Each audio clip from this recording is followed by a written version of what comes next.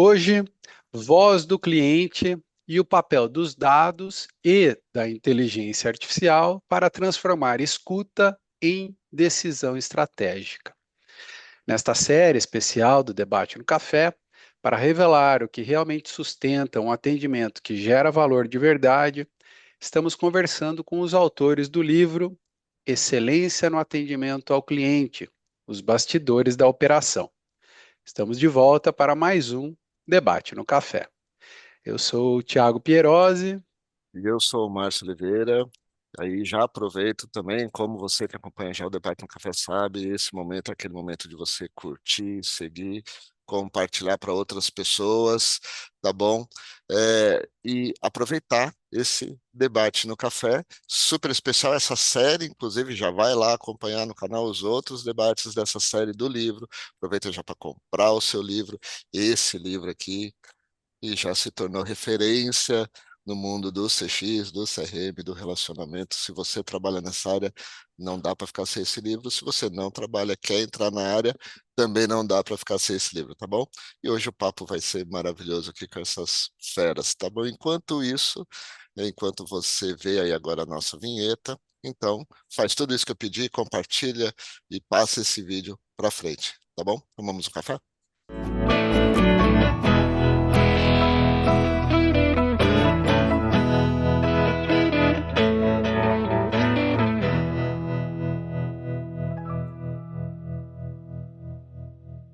Para o papo de hoje, convidamos os coautores do livro, Isabela Cavicchioli e Carlos Sena.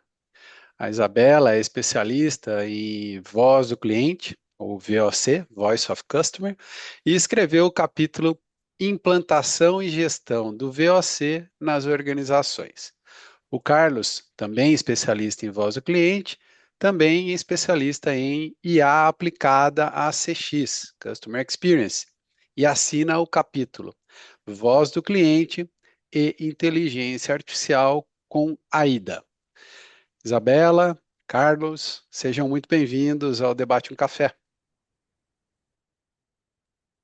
Obrigada, pessoal. Obrigada pela introdução. É um prazer estar aqui com vocês. Obrigado, pessoal. Um prazer estar aqui com vocês, Thiago, Márcio, Isa. Vai ser ótimo. Foi excelente participar do livro e vai ser ótimo ter esse bate-papo. Ótimo, então, e para começar, como todo episódio do Debate Café, a gente começa brindando, né? Todo debate é Oh, bom com café, ou com qualquer outra bebida, super democrático aqui, beba o que você preferir, mas vamos dar um brindezinho, então, Tintim. tchim-tchim, para o nosso debate aqui no café começar bem, tá bom? E aquela perguntinha que a gente tem feito para todos os coautores deste livro aqui, vou mostrar de novo o livro. Livro que foi muito bom escrever. Eu também sou, né, um dos coautores aqui, falando sobre cultura, e foi muito gostoso, muito prazeroso ver esse livro final dele. E Isa, Carlos, me falam, quando vocês escreveram os capítulos de vocês, qual era o grande objetivo? Assim, o que que vocês queriam passar para o leitor? O que vocês queriam que o leitor sentisse ou saísse com o aprendizado? Fique à vontade para começar, quem quiser. Boa, vou puxar aqui, Sena, depois você vai me complementando. Quando eu escrevi o capítulo falando de voz do cliente, eu tinha muito a intenção de provocar as pessoas no sentido de que não basta a gente fazer uma boa pesquisa, a gente precisa usar o resultado dessa pesquisa para fazer alguma coisa, alguma movimentação dentro da organização. E isso pode parecer óbvio, mas a verdade, né, é que a maioria das empresas hoje coleta os dados por coletar, mas tem uma dificuldade enorme de organizar as informações e transformar isso em insumo para decisão estratégica dentro das empresas, né? Tem uma pesquisa interessante da Thinking Group que eu abordo lá no livro que diz que somente 20%, 24, se não me engano, por cento das organizações fazem alguma coisa com os resultados de pesquisas como NPS, por exemplo, né? Existe um percentual pequeno dessas empresas que mede, existe um percentual muito menor que olha para aquilo que o cliente está dizendo, e faz alguma coisa com isso. E aí, quando a gente olha para as nossas operações de atendimento, elas são uma fonte riquíssima de informação para tomada de decisão dentro de toda a organização. Então, por que o cliente está abrindo um chamado? O que é que ele me diz dentro daquele chamado? O que é que o cliente fala de mim nas redes sociais? Por que que o cliente está indo para o Reclame Aqui? Por que que o cliente abre uma ouvidoria? O que que o cliente diz nas pesquisas que ele responde? Isso tudo tem muito potencial para fazer com que a gente seja, de fato, uma empresa mais estratégica e mais relevante no mercado.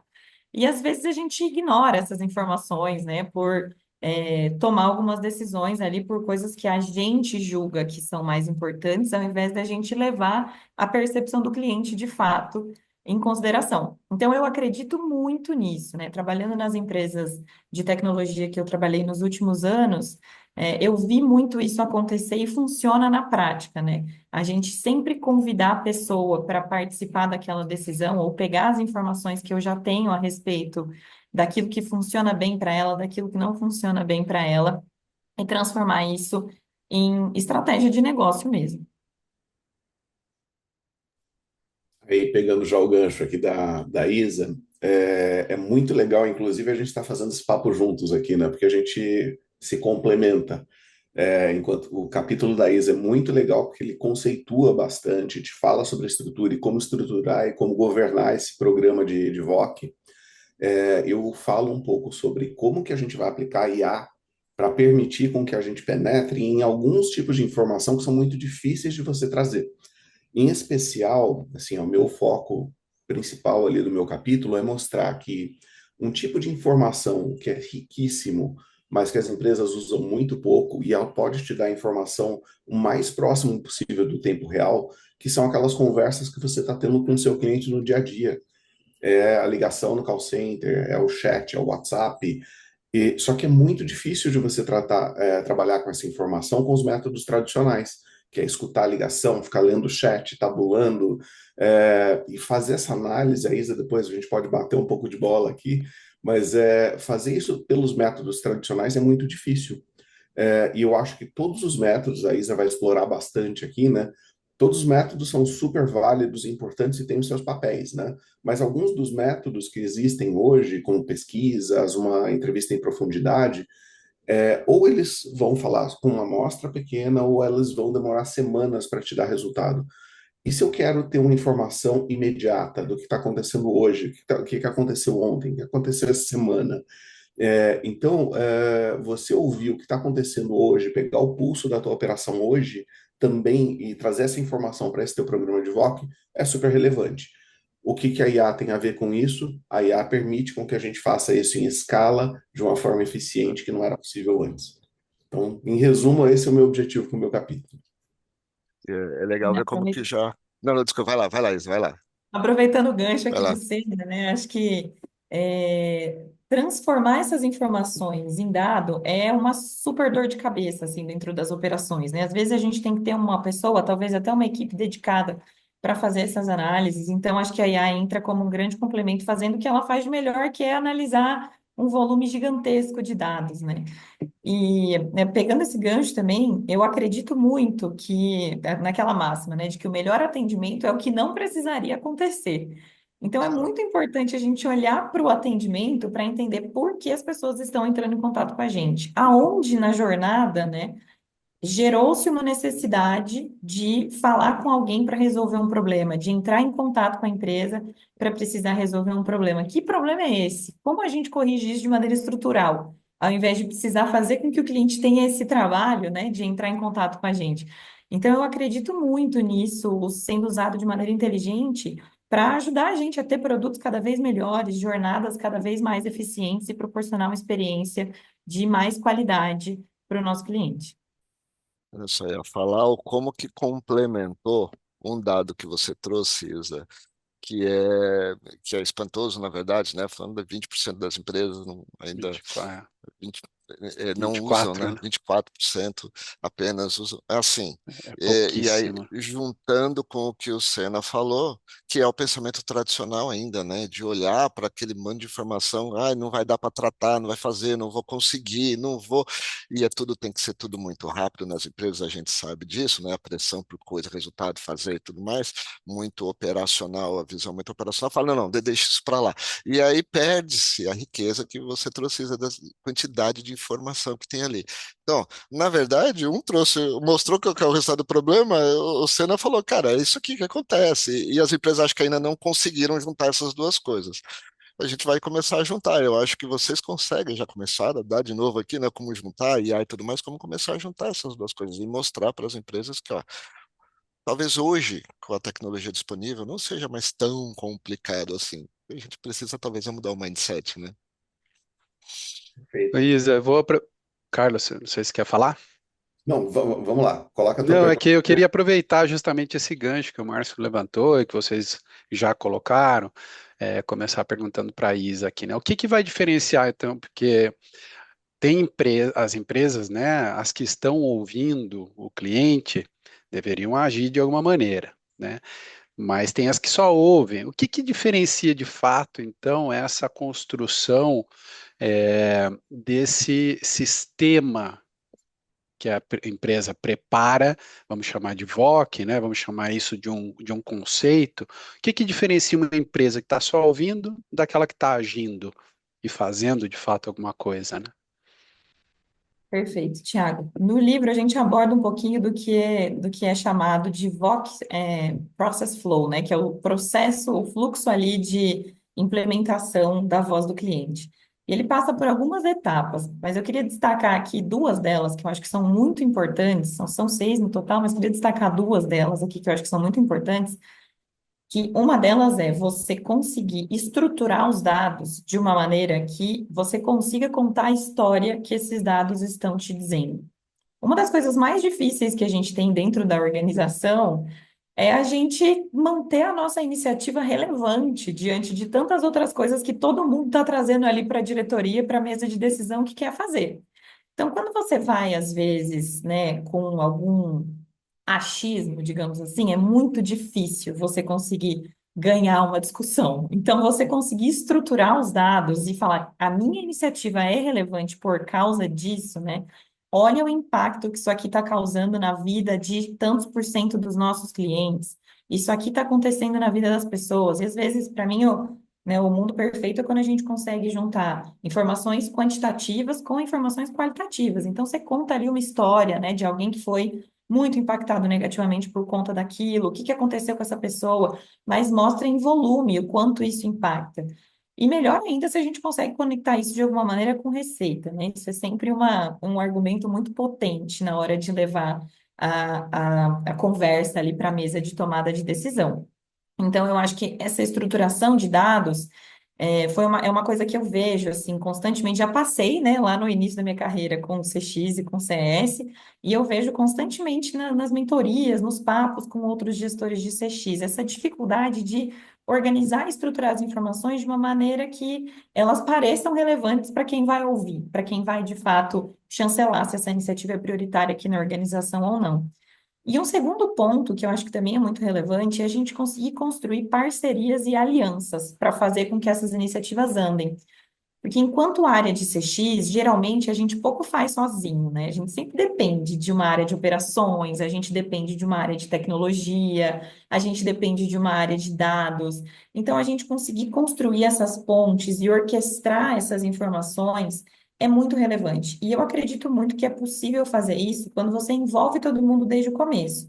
Então, é diferente de você chegar num tom um pouco mais acusatório, às vezes, para alguém, né? Dizendo, olha, isso aqui, esse problema aí que você tem na sua área está fazendo com que a gente não bata a meta. Então, gente, olha, enquanto companhia, nós temos essa questão, isso envolve a sua área, a sua área, a sua área. Vamos aqui pensar junto?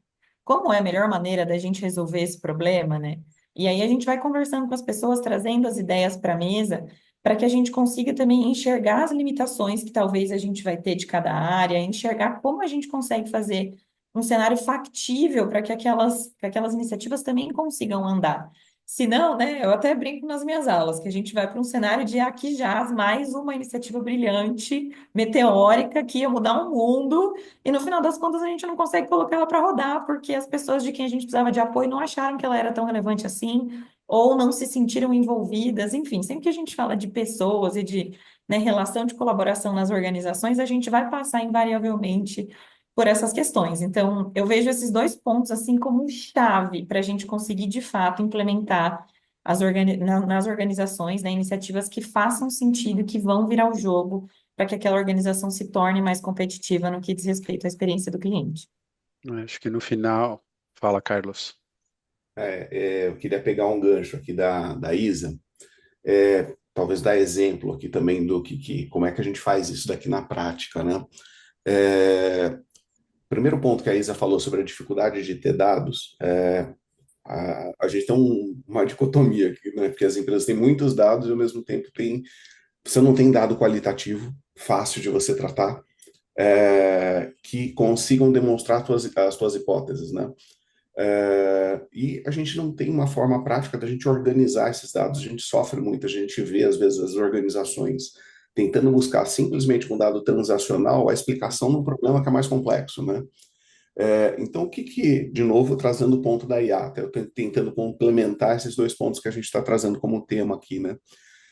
Eu consigo transformar dados desestruturados, por exemplo, uma conversa com o cliente, num dado estruturado que eu consigo analisar. E aí, Perfeito. para dar um exemplo concreto, vários dos nossos clientes têm negócios de recorrência, né?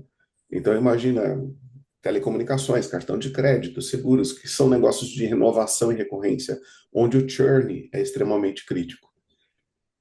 Você conseguir comprovar, e o que a gente já viu com clientes nossos, né?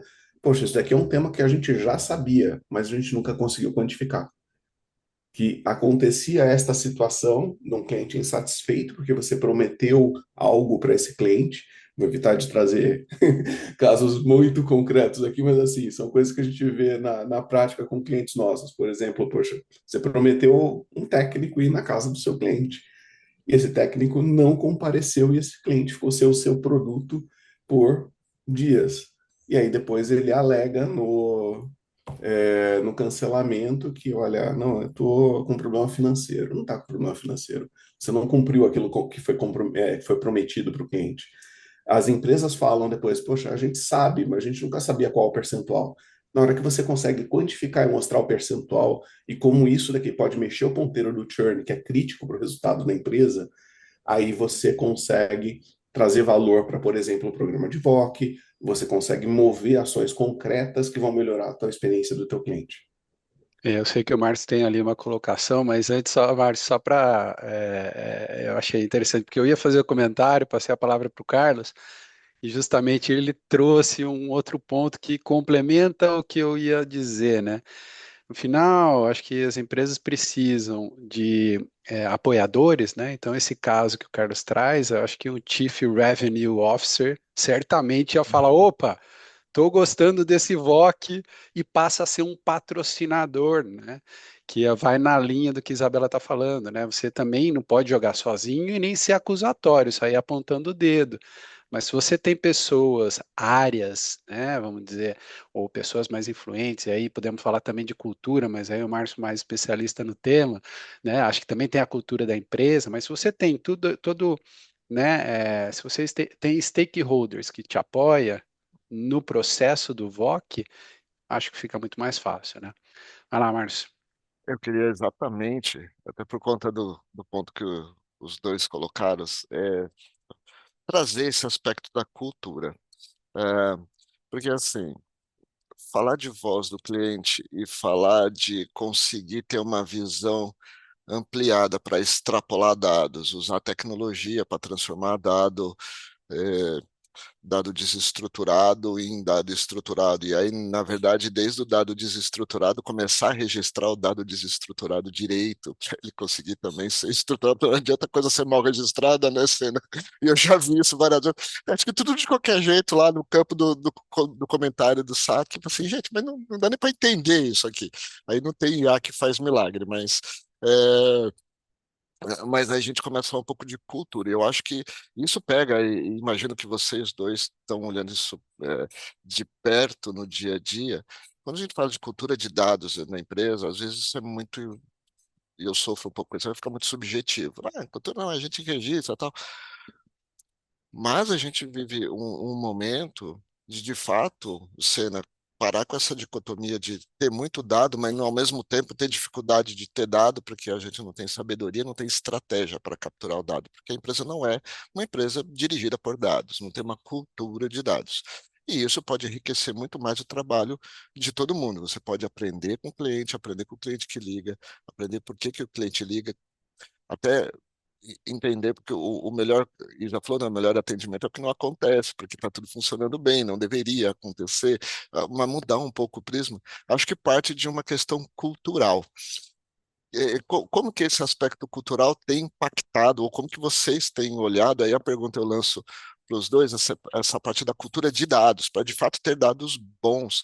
Aí a gente nem fala da capacidade técnica da empresa se organizar para armazenar, tratar esses dados, disponibilizar esses dados, que esse é um outro problema, mas que também é impactado pela questão cultural, né? Se eu não quero, não sei que dados usar, eu também não me preocupo muito com a infra disso. Como que vocês estão enxergando o mercado disso, o nível de maturidade, enfim, como que vocês classificariam o impacto disso?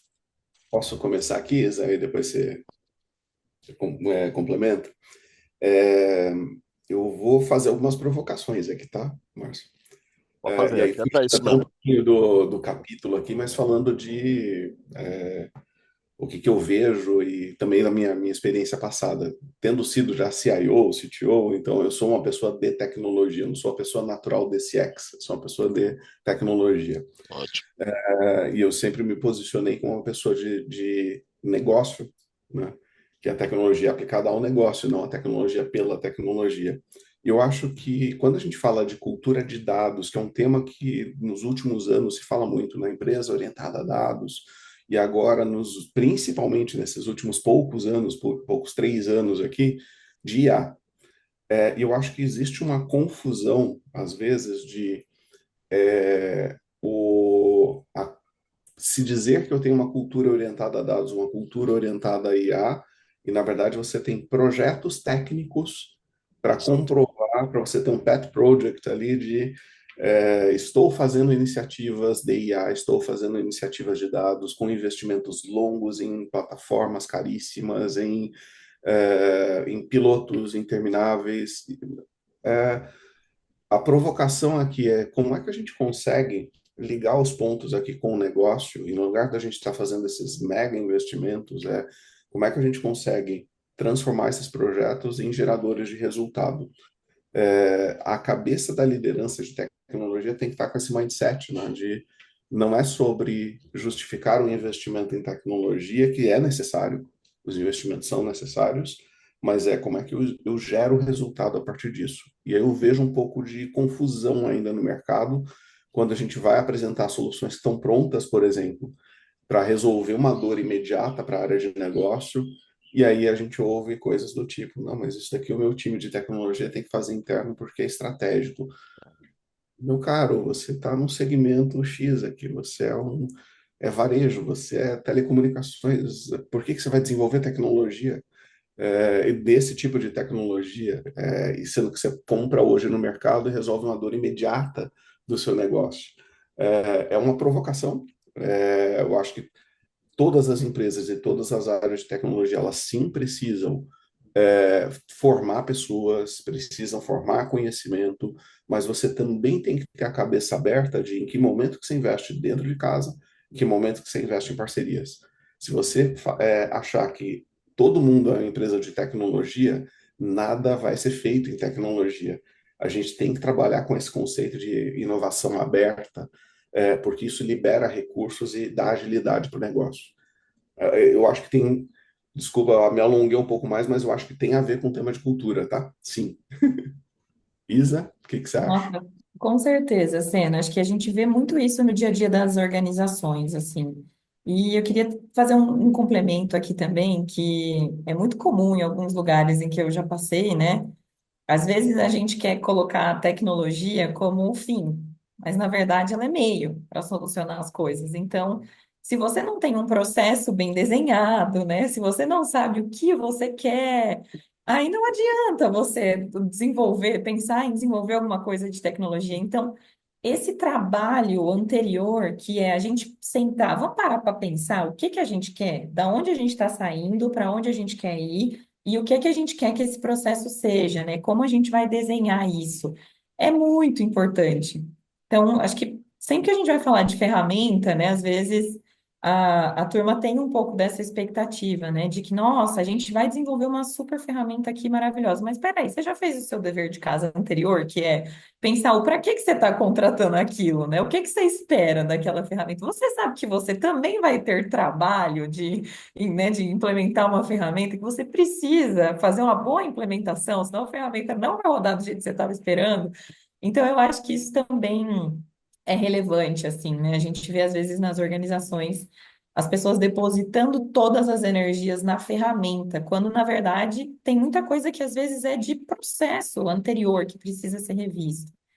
E aí, enfim, né? É claro que a gente tem hoje excelentes ferramentas de mercado e a gente tem inteligência artificial aí como uma ótima aliada, mas, por exemplo, se o time não categoriza o chamado da maneira correta, né? Se o time Exato. não preenche o sistema da maneira correta, a gente vai ter um problema, a gente não vai conseguir fazer isso, né? Fazer essas análises tão bem quanto deveria. Então, acho que passa por toda uma elaboração para que todo mundo entenda, né? Que, poxa, se a gente tem um sistema, a gente precisa se adaptar a esse sistema. Se a gente não tem os nossos processos da área desenhados, como a gente gostaria que eles fossem, a gente precisa parar, sentar e desenhar esses processos. Aí depois a gente consegue aplicar a tecnologia naquilo que a gente desenhou e imaginou como cenário ideal.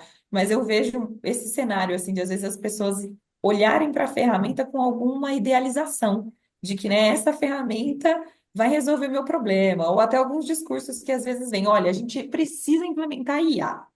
Mas por que a gente precisa implementar IA? Ah, porque está todo mundo fazendo, eu fui num curso de não sei de quem esse final de semana, e eu ouvi a pessoa falando que eu preciso ter IA no meu negócio, mas, gente, a gente não tem nenhum processo desenhado ainda de o que que a gente faz quando um chamado como esse cai aqui. Qual que é o SLA da área que está por trás? Quanto tempo ela tem para me responder? A gente nem sabe como a gente vai implementar IA num negócio como esse, né? Então, eu acho que tem vários desses pormenores que às vezes a gente quer pular, mas não dá. Dá trabalho, gente. No fundo é isso.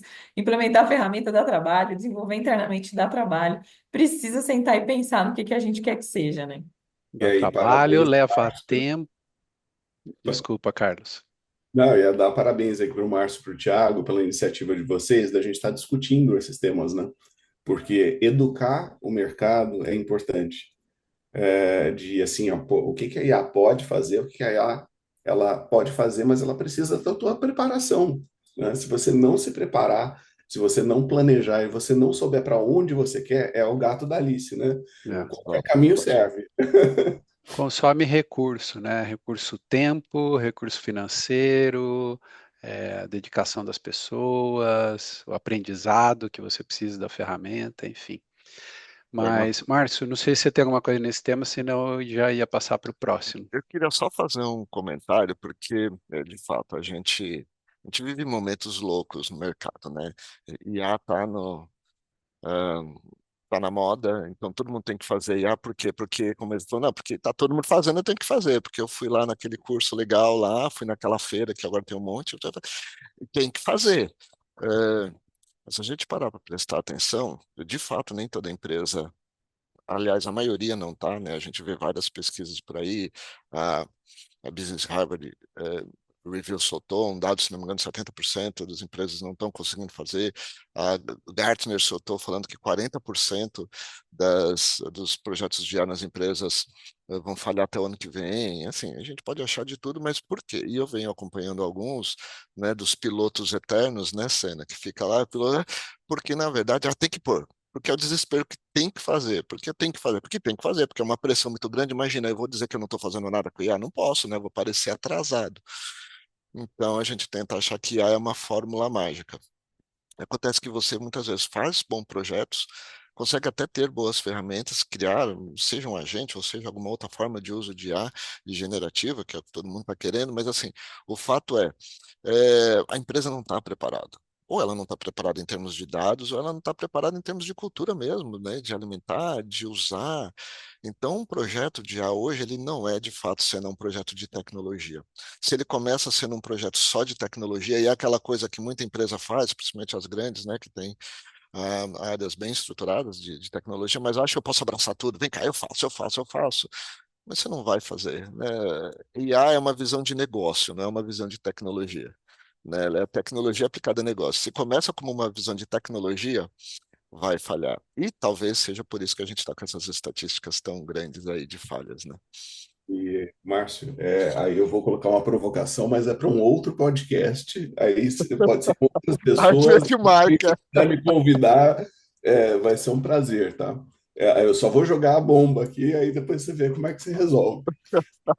Qualquer Eu coisa acho eu corto, tá? Censura aqui. não, Brincadeira. combinado, tá? Se for a provocação for muito longe, você corta. Voltando no tema de educação no mercado e sobre IA, tá? Qual que foi a palavrinha da moda do ano passado, 2025? Agente, né? Todo mundo fala, Tudo um a agente gente. disso, eu vou fazer um agente, estou desenvolvendo um agente, Fábrica de a agentes. fábrica de agente, e assim, as pessoas não sabem o que é um agente. E a maioria das coisas que a gente vê no mercado não é um agente. A maioria das coisas que a gente vê no mercado é um robô metido a besta. Mudou o Porque nome assim, do a bot, né? ação mudou um bot, porque assim, o que definição de um agente você tem que ter memória do que aconteceu no passado, você tem que ter um conjunto de ferramentas para você acionar, você tem que ter inteligência e autonomia para escolher as ferramentas. Se o robô ele faz a mesma coisa repetidas vezes, ele só faz isso, ele não é um agente. E aí, quando a gente vai falar, poxa, então um agente dá para fazer um monte de outras coisas, aí a gente tem que falar de governança sobre IA, que é um tema que é difícil de falar, as pessoas não estão falando de automatizar a qualquer custo, não estão se preocupando com a segurança que isso vai ter. Então, jogada a bomba, aí depois a gente combina Eu com acho que é uma fazer bela parte. bomba É uma e eu tenho boa. minhas dúvidas se as pessoas estão preparadas para A discutir. gente tem que discutir e Eu acho educar o que mercado. exatamente. Eu vou mudar um pouco de tema. Tem um framework que vocês, né, de alguma maneira abordam, os dois abordam nos capítulos de vocês, o framework 6D, né, para o VOC, que é o Detect, Disseminate, Diagnose, Discuss, Design and Deploy, né?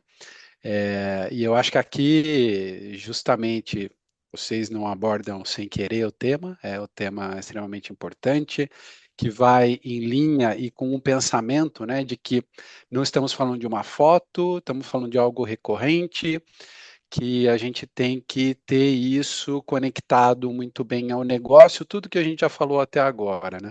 Mas aí eu queria ouvir Isabela e o Carlos. Isabela, acho que mais né, numa parte, vamos dizer, até se puder trazer mais para a gente de uma maneira mais teórica, o 6D e tudo mais que você quiser comentar.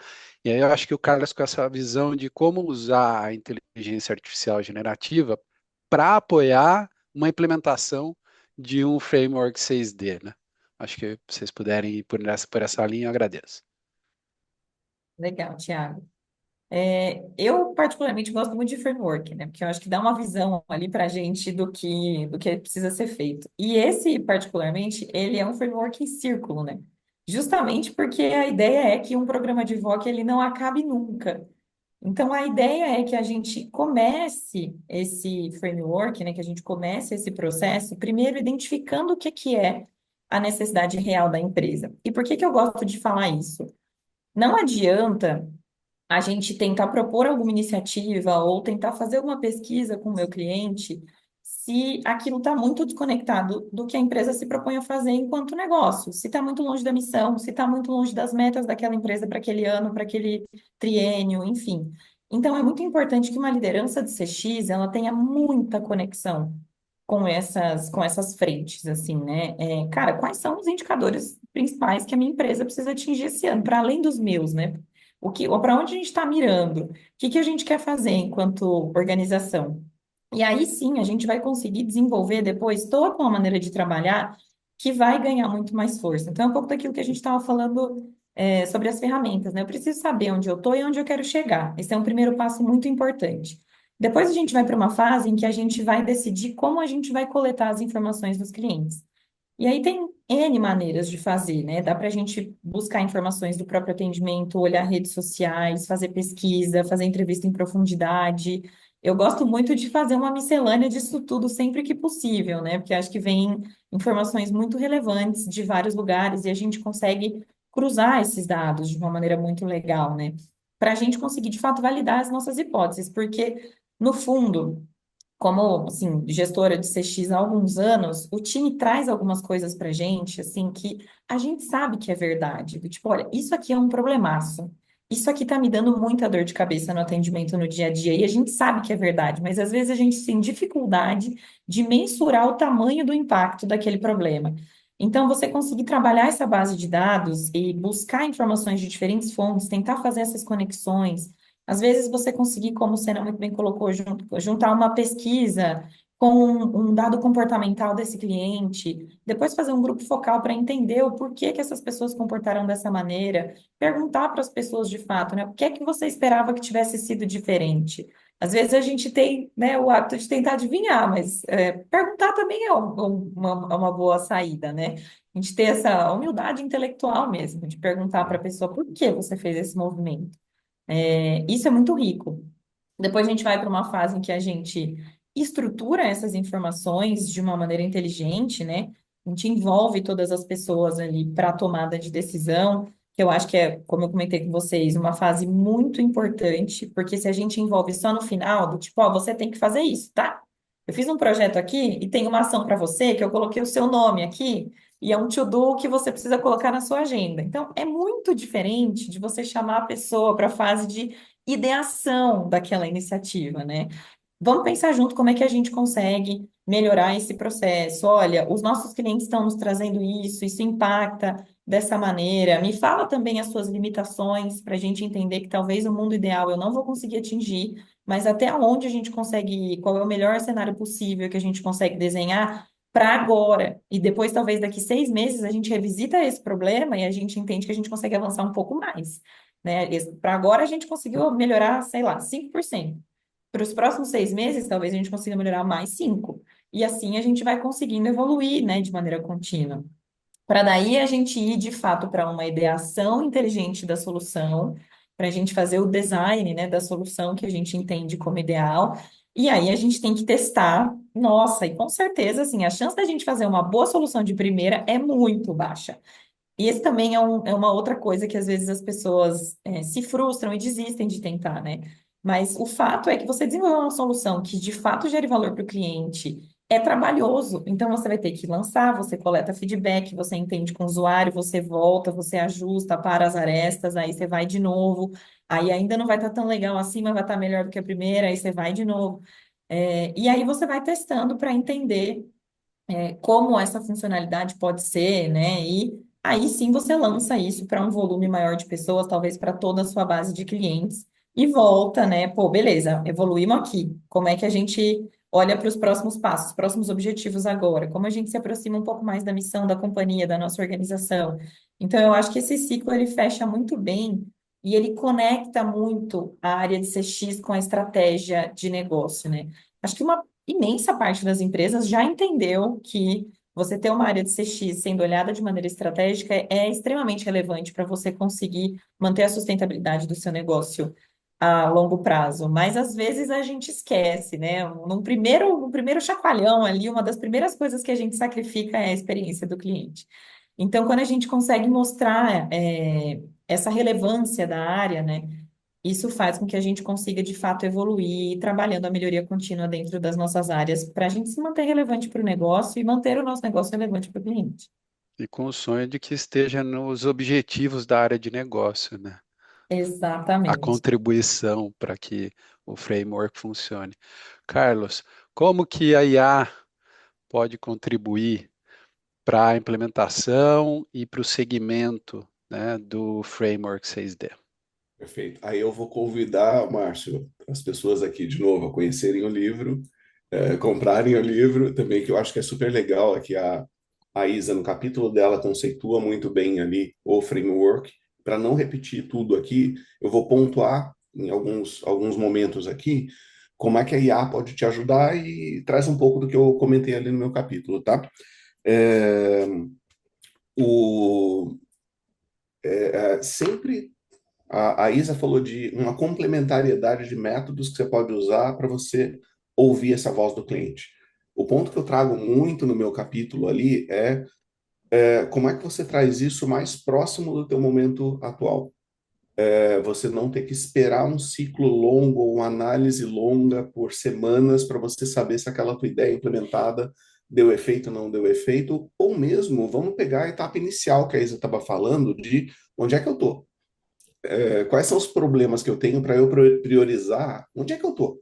E a gente encontra muitas vezes, a Isa falou numa fala anterior, não foi nessa pergunta, foi numa anterior, sobre, poxa, se a gente não classifica direito os atendimentos, poxa, deixa a IA classificar os atendimentos para você, porque se a qualidade da classificação humana é tão ruim, ou você tem, porque imagina, coitado do operador lá que está atendendo, tem 10 segundos para escolher entre 400, 500 itens ali, o que que é o motivo daquele atendimento, poxa, é uma carga cognitiva muito alta para aquele profissional ali. Ou a gente pode até pensar, não, mas eu estou colocando um robô ali no atendimento, um agente, vamos de novo colocar o agente entre aspas aqui, simplesmente um robozinho com fala ali, atendendo o nosso cliente, que pode estar atendendo mal, pode estar cortando mato alto. É importante para a eficiência operacional, mas pode estar só cortando mato alto ou dando soluções rápidas e não perfeitas para aquela situação do cliente. A gente está achando isso foi escondido dentro dessa automação e a gente não está vendo uma causa raiz de um problema, então o cliente está insatisfeito ainda. Tá? Se a gente não escutar o que está acontecendo, e se a gente não tiver clareza sobre os problemas que estão acontecendo, isso não vai conseguir alimentar essa primeira etapa do que a Isa está falando aqui. É a falta do entendimento de onde é que eu estou parado. Né? Aí depois, o que você pode avançando aqui, né? A Isa comentou aqui sobre a dificuldade de o time tem ideias, tem hipóteses, mas não consegue quantificar. A gente já falou numa resposta anterior aqui também poxa, você consegue agora quantificar qual é o tamanho, qual que é o impacto, qual que é a dor, o quanto disso te leva a um risco de receita, um risco de reputação, um risco de churn, e o que você tem que levar isso em conta na hora que você vai priorizar essas ações que estão aqui dentro do framework proposto pela ISA, tá? E depois você tem um diagnóstico, né? Você vai gerar um monte de informação. A IA pode te ajudar também a acelerar esse diagnóstico. Você não pode, aí é uma outra provocação. E, de novo, lembrando que eu sou um apaixonado por tecnologia, sou uma pessoa de tecnologia apaixonado por IA, mas, assim, a gente não pode delegar 100% da atividade para IA. Tem uma responsabilidade humana aqui de a gente ter o pulso da organização, a gente estava lá nas reuniões de diretoria e sabendo qual que é o objetivo da empresa, a gente que está conversando ali com o acionista ou sabendo o que é prioritário para a empresa. Não dá para você delegar tudo isso para IA e confiar numa solução mágica, né, Márcio, que você comentou, a gente acreditar que existem soluções mágicas. A IA é um baita no acelerador e potencializa muito e dá muitos poderes para a gente, mas ela não pode tudo, né? Então a gente tem que ter essa sabedoria de combinar a IA em vários desses pontos, seja da gente conhecer lá desde o começo, lá na descoberta, de onde é que a gente está, a gente fazer uma medição ali, a gente conseguir levantar dados para a gente conseguir embasar a nossa, as nossas decisões, a gente conseguir melhorar nosso diagnóstico, até mesmo a IA pode dar ideias, pode sugerir algumas ideias para a gente do que a gente poderia fazer, mas a responsabilidade da priorização, ela está ainda na nossa mão, ela precisa estar na nossa mão. A gente não pode delegar a nossa função, porque senão aí a gente está à mercê de uma alucinação executiva. Exato. Sim, né? E só fazendo um complemento aqui, eu gosto muito dessa sua fala, porque é muito comum que, às vezes, no afã, no desespero ali de você tentar resolver alguma coisa, você já propõe uma solução sem analisar direito qual é o seu problema. E aí a gente chega naquelas soluções que a gente fica enxugando gelo na organização um tempão, né? Então, às vezes, você vai propondo ali soluções que são soluções de contorno, mas você precisa se dedicar a estudar um pouco mais a fundo para conseguir, né, atuar de uma maneira que seja sistêmica, que de fato vai resolver aquele problema de maneira inteligente, para que ele não volte a acontecer no futuro. Então, a gente vê muito essas soluções um pouco mais levianas sendo implementadas a toque de caixa, né, nas organizações, do tipo, ah, tem mais problema aqui, a gente precisa resolver. Justamente porque às vezes as pessoas não têm tempo, né, às vezes não têm o recurso adequado, às vezes não têm uma boa ferramenta para sentar e analisar. Mas assim, é muito mais vantajoso a gente fazer isso, né? Senta, olha com calma, analisa o problema, vamos entender a fundo o que que isso quer dizer, qual é, né, a raiz ali daquele problema, quais são os impactos, para a gente tentar criar soluções inteligentes que não vão nos criar problemas piores no futuro, né? Acho que essa uma solução assim muito inteligente para a gente tentar atuar de uma vez só, ao invés de ficar enxugando gelo ali mês após mês ou iniciativa após iniciativa. Uma coisa que é super perigosa, além do problema futuro que você pode estar criando, é o problema oculto que você pode estar criando. Que voltando de novo, fica naquela provocação, Márcio, ali de fazer uma discussão mais profunda sobre isso, mas a gente fala muito hoje de eficiência operacional e automatizar e substituir o humano e colocar o agente, entre aspas, Sim. aqui. Imagina o seguinte, se você está fazendo uma automação e repetindo, você não resolveu a causa raiz, simplesmente você está resolvendo de uma forma rápida um problema que acontece com frequência. Você pode estar lá repetindo milhares, centenas de milhares de vezes a mesma solução, então o cliente está insatisfeito, você está desgastando aquela experiência, mas você reduziu o teu custo de resolver esse problema, e aí isso daqui ficou embaixo do tapete. Mas você não está vendo que, poxa, esse problema se repete com frequência e simplesmente você tem uma automação ali que está resolvendo aquilo muito rápido e isso daqui fica escondido. Fica É escondido. importante entender se a É, solução ela é efetiva ou não é efetiva, né? quero trazer um exemplo, ainda não está concluído, então eu não consigo falar para vocês, né? Mas eu aqui fazendo compras recentemente no supermercado, e o supermercado me deu a opção, isso aqui na Espanha, né? E o supermercado, eu fiz a compra, ele fez a entrega e logo depois eu entrei na minha área do cliente, na página, e ele já me deixava reclamar os produtos. Um dos primeiros botões era: quero reclamar, né? Quero pedir aqui o reembolso de algum produto. Eu não fiquei procurando onde estava esse botão, né? E aí eu falei, bom, vieram dois produtos abertos, né? Uma batatinha frita, veio o saco aberto, e um açúcar que veio com o lacre aberto.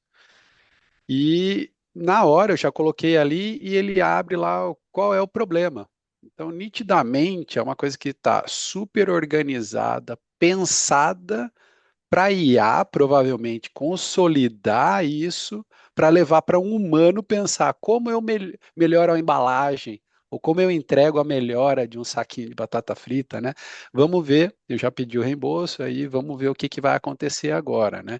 Mas nitidamente é usando a tecnologia a favor, né? Porque senão, muitas vezes é até difícil você, no meio de tantas vendas que um supermercado faz, que é uma das grandes marcas aqui, não vai conseguir avaliar isso, né? Mas com a ajuda da inteligência artificial, sem dúvida, você abre, né, a oportunidade da empresa avaliar coisas em lugares que de repente ela nem estava pensando. Quem quiser saber o final dessa história, veja os outros capítulos aqui, os outros episódios dessa série do Debate no Café, do livro, e eu vou contar. Tá bom. Saga da batata frita com açúcar. É, A gente está indo para o final aqui já e estamos terminando com uma mesma pergunta para todos os coautores, né? O nome do livro é Excelência no Atendimento ao Cliente, Os Bastidores da Operação. E até pegando um pouco as últimas falas de vocês três aqui, é, Isa, Sena, o que as empresas ainda não entenderam sobre os bastidores da operação, na visão de vocês? Olha, Márcio, eu acho que nas organizações a gente ainda tem uma dificuldade de entender o tamanho da complexidade que é você proporcionar de fato uma jornada de excelência para o seu cliente. Às vezes a gente tenta copiar a receita que o outro está fazendo lá, ou alguma empresa que está fazendo em tal lugar. Mas o fato é que é muito complexo, dá muito trabalho, exige paciência, exige tentativa e erro, não existe uma maneira única, uma maneira simples, uma receita de bolo para você fazer funcionar em todo lugar. Então eu vejo muito isso, assim, às vezes as pessoas vão com expectativas de rapidez ou de, né, como a gente falou aqui, uma solução mágica. Mas a verdade é que dá trabalho, a gente precisa se dispor a construir isso de uma maneira funcional, de uma maneira cadenciada e saber que vai demorar. Qualquer coisa que seja uma solução muito mágica ou muito rápida, provavelmente ela também é uma solução um pouco rasa, um pouco leviana. Então, a gente precisa se debruçar de fato sobre os problemas para conseguir entender e resolver eles com complexidade. Ao meu ver, as empresas que hoje têm mais sucesso, né, e que têm de fato a experiência do cliente como um diferencial competitivo de negócio são essas empresas que trabalham de maneira orquestrada, que trabalham de maneira planejada, né, com planejamento de longo prazo. O que que a gente vai fazer aqui pensando no futuro desse cliente para a gente se manter relevante? Eu acho que eu vou complementar aqui a Isa, porque o que eu estava pensando tá. Eu acho que a gente está bem em sincronia aqui, tá? É, se a gente for pensar em qualquer framework, seja o 6D aqui, ou seja no PDCA, que é mais conhecido de todo mundo, você não começa com um act, você começa com um plan. E eu acho que a gente queima a largada muitas vezes, né? As empresas, elas partem para ação, seja para implementar uma automação, implementar uma IA, ou pensar em grandes projetos de transformação digital, né? É, onde você parte para uma ação e pensando, em algumas vezes pode ser uma solução mágica ali, que, não, isso aqui vai resolver todos os nossos problemas, mas qual é o problema? E aí, se a gente fala de centralidade no cliente, que a gente fala isso há quantos anos, né? De centralidade no cliente. E o tema de VOC aqui, que é o nosso tema desse episódio aqui, é, se a gente quer realmente colocar o cliente no centro e resolver os problemas de forma definitiva, a gente tem que escutar. E aí, o meu propósito aqui, o que eu venho fazendo nos últimos anos, que é trabalhar com IA dentro desse nosso mundo aqui, desse nosso contexto aqui de CX, no lugar da gente ir para o ACT, a gente foi para a parte do diagnóstico, da escuta, porque isso é uma área que a gente vê que é pouco desenvolvida. Se pensa, quando você fala de IA, todo mundo pensa em aplicar, em atender o cliente, responder o cliente, fazer um copiloto e tá lá na ação. Eu sei que isso daqui é algo que gera mais resultado, mas se a gente não pensar de uma forma mais estruturada e pensar no planejamento, essas ações aqui elas podem estar te gerando problemas de médio e longo prazo, tá? Então, acho que nós estamos complementando aqui um pouco do que a Isa falou, mas eu estou super de acordo, tá? Acho que a gente tem que escutar mais o nosso cliente e colocar ele genuinamente. Estou falando uma coisa super original, né? Eu acho que deve ter uns 30 anos que se fala disso, né? Se colocar o cliente no centro aqui, mas se coloca no centro, usando o poder da tecnologia de hoje e efetivamente conseguir escutá-lo. Eu tenho uma frase que eu uso já há muito tempo, né? Que é sobre visão de relacionamento com o cliente. Ela nunca é de curto prazo, ela é de longo prazo, né, Cena? E a frase é que assim, relacionamento leva tempo e dá trabalho. O problema é que tempo e trabalho são duas variáveis que levam C-levels de empresas a terem uma síncope. Então, isso é um problema sério. Aí gera essa dificuldade. Tá bom? Gente, eu queria já aproveitar aqui, dar o meu abraço, agradecer vocês dois pelo tempo de vocês, pela riqueza desse papo. Os papos têm sido excelentes sobre o livro e acho que vocês dois aqui deram uma aula também. Então, já agradecer vocês todos, agradecer Tiago, agradecer a todos que estão nos acompanharam até aqui. Espero que você esteja curtindo também esses episódios, tá bom? Obrigada, pessoal. Isabela, Foi um prazer. não sei se Obrigado, vocês querem pessoal. Foi um colocar prazer. aqui os fechamentos, alguma colocação adicional, fiquem à vontade. Se É. não, Bem, obrigado, pessoal. Obrigado pela oportunidade. Então, convidando de novo todo mundo, quem não conheceu o livro, conheça. O Márcio deve divulgar, que o Márcio e o Thiago devem divulgar, conheçam o livro.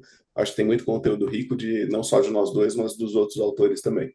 Obrigado, pessoal. Obrigado pela oportunidade de estar aqui com vocês.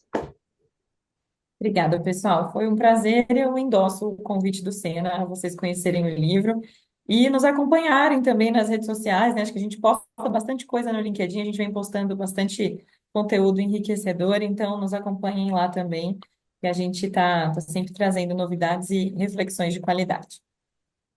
leiam o livro, é por aí, sem dúvida. Conteúdo maravilhoso, vários autores, né? Mais de 20 autores, coautores desse livro.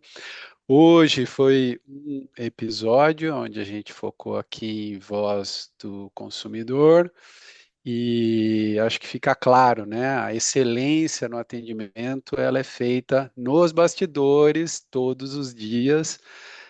Aproveita também para você que ficou até aqui, até, né, ficou até agora com a gente, assista aos outros episódios, onde a gente fala com os outros coautores também da série, né? Acho que é super válido. E Isabela, muito obrigado. Carlos, muito obrigado. Foi um prazer recebê-los aqui no Debate no Café. Como a gente sempre fala, uma aula. Espero que a gente tenha podido alcançar o maior número possível de pessoas interessadas no tema. E a gente se vê no próximo Debate no Café. Até mais. Tchau, tchau. Tchau.